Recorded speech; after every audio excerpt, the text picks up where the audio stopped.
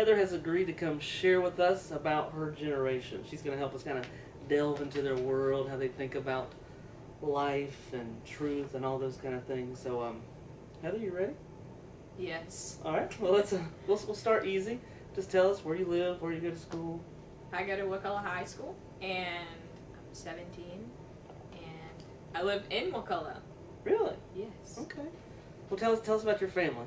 I live with my dad in Wakulla, and I have I have a little brother and a little sister. My brother's 9, and my little sister's 13. Okay. Okay. And tell us about your mom. Is she in the picture? Not in the picture?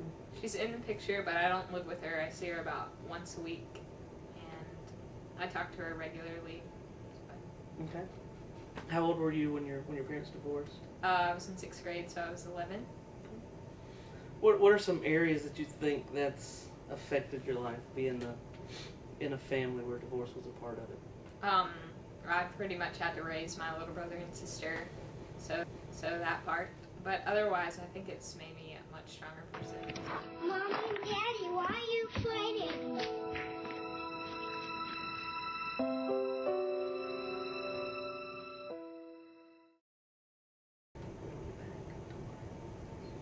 What about YouTube? Are your friends into YouTube? Do you watch YouTube?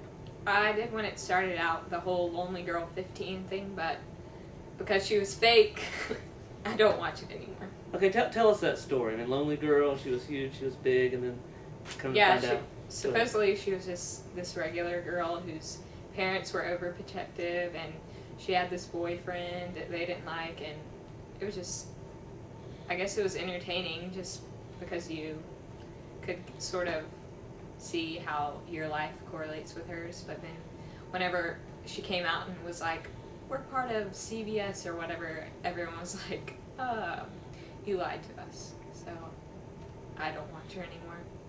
Do you have a Facebook? Yes, I do. What do you use Facebook for? Lately my cousin moved to North Carolina to go to college, so that's my main communication with him, but just regular everyday people that I see at school and stuff. Okay. I talk to them. Do you find like with Facebook, whereas at one time friends kind of came and went in your life, and that's still true for different reasons, but geographically not really true anymore. They move away, but it's like they never left kind of deal.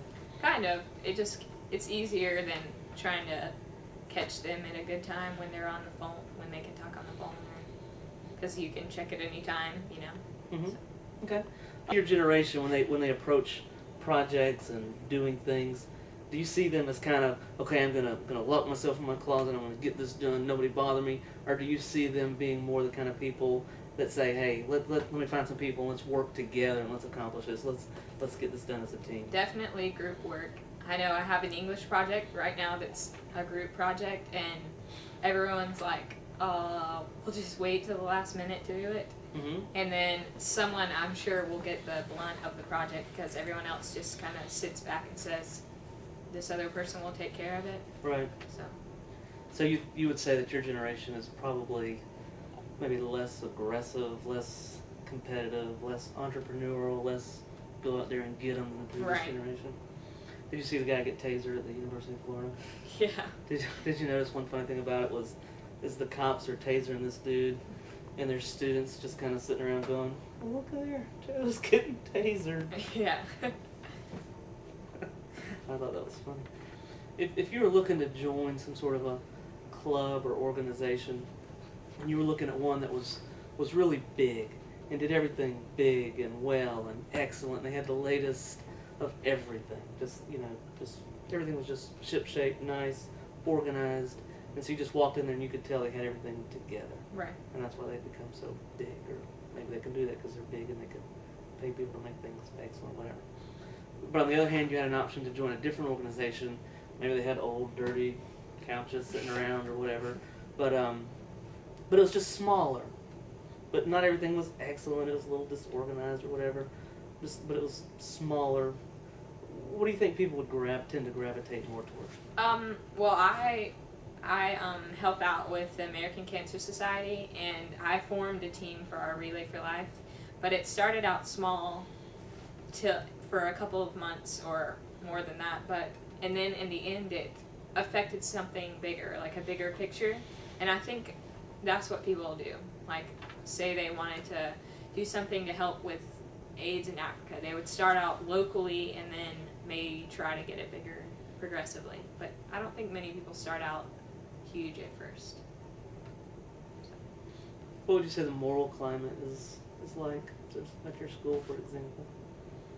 I think people make decisions based on what they've been brought up with, what their parents taught them or are teaching them, or they just make it based on what life experiences they've dealt with. So. Okay. So just based on that, would you say there's a pretty consistent moral that runs throughout, or is there just a wide spectrum? I think pretty much it's this. I think all teenagers, or most of them, feel the same. Like, yeah, I'm gonna listen to my parents, but I might not necessarily do what they say. So they kind of, maybe they let their parents' decision or what they say influence their decision, but not completely control it. So they take their parents' voice as one of many voices, Right. influences they decide what they want to do. So what do you think ultimately decides what they do and don't do? I don't know. I guess their friends around them. What is the cool thing to do? Or Are your parents pretty involved in your life? yeah, I see them on a. Do you think that the people in your generation, people you go to school with, do they in general they trust adults? As a whole, probably not, because they think that they're just trying to control them and change their ways, and they think they're old enough to make their own decisions. So, as a whole, I don't really think so. So who do you trust? Parents, teachers, pretty much all adults. I've been brought up to where you trust your elders, you know, as long as they've done good things in their life, and you can make your decisions on what you think they've done is right or wrong, you know. But you think that's not typical of your generation? Then? Not really. So who does your generation trust? In other words, they've got a decision they've got to make. They've got this pressing thing, and they've Right. got to decide which direction am I going to go. It's not clear. It's not black and white. Who are they going to listen to? Who are they going to allow to influence them? I think teachers have a lot of